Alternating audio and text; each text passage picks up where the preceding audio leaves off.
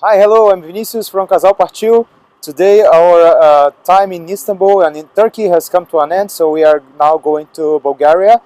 We are going to a city called Plovdiv. It's like the second largest city in Bulgaria. After that we'll go to Sofia. So we decided to take a bus this time. It's kind of cheap. It's around 60 lira and not expensive at all. And this bus is quite good. It has Wi-Fi. It has someone inside serving you water, tea, and cake and stuff. So it doesn't have a toilet inside, so it stops from time to time. So we just stop it now. Let's go to the toilet now. We're coming back and we'll go to Bulgaria. Soon we'll be there.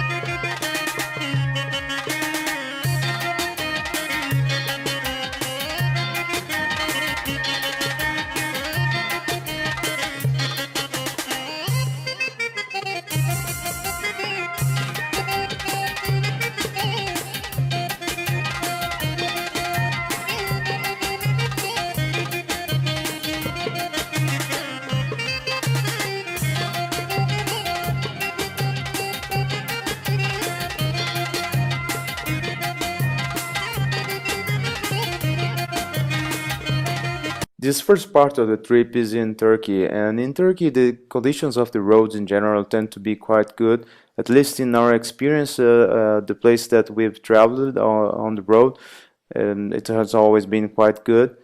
And most of the time also we would see roads with at least two lanes. I mean, from Istanbul to Edirne, actually, it would be sometimes 4, 3 lanes, but at least two lanes all the way until Edirne. In Bulgaria, the roads are not as good as in Turkey, so Turkey is quite better developed in this part as far as we could see so far.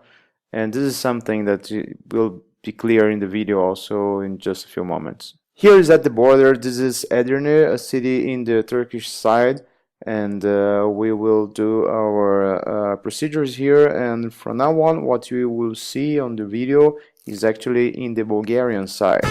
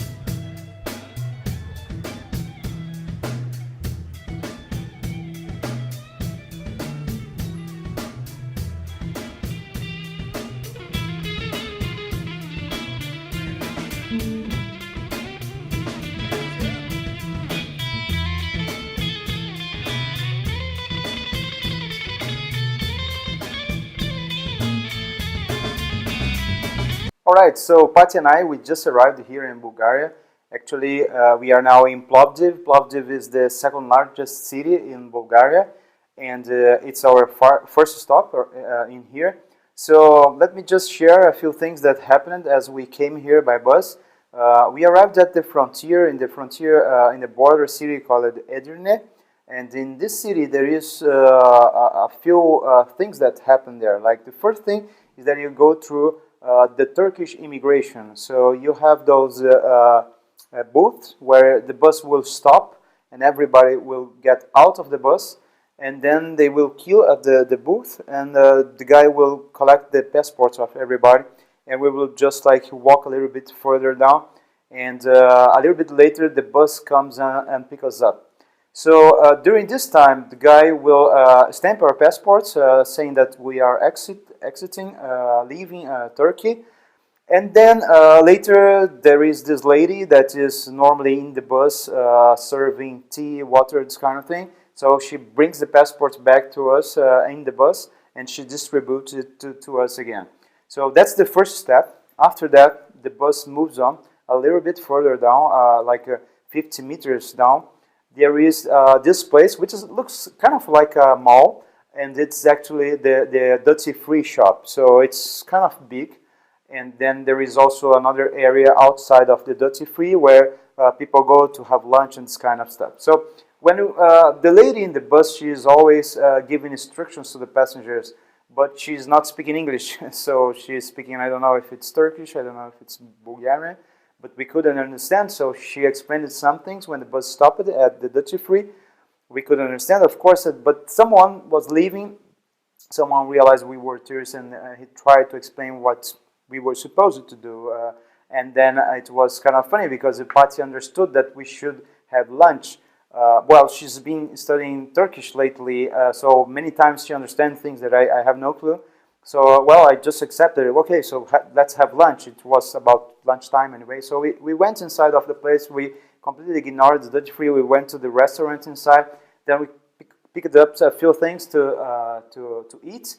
But we were a bit in doubt, so just in case, we decided to eat quite fast, as we could, so that we could come out and be sure that the bus would still be there. So this was actually good, because when we went away, the bus was actually waiting, but not only for us, but also for other people, and it was kind of late already. So we could have lost the bus. In fact, there were those two ladies from some eastern country, I don't know if it's China or Japan or something.